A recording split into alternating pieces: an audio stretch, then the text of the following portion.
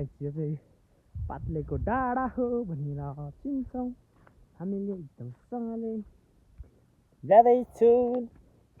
कान्छी जाँदैछु टाढा माया तिमीलाई छोडी फेरि आउनेछु फर्की माया बचन तोडी ओ कान्छी कान्छी मेरो विश्वासै गरेन फर्किआउँछु 2-4 सालैमा यता लास्ट बिर्सेकै गाई छैन त्यसको डाँडामा बसेको छु म चाहिँ कान्छी कान्छी मेरो विश्वासै गरेन